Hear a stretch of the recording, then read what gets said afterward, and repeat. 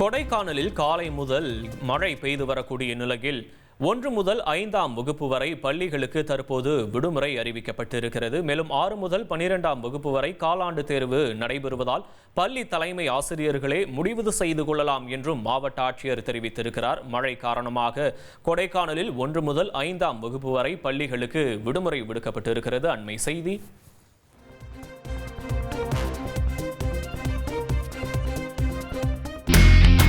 இனி செல்லும் இடமெல்லாம் செய்தி.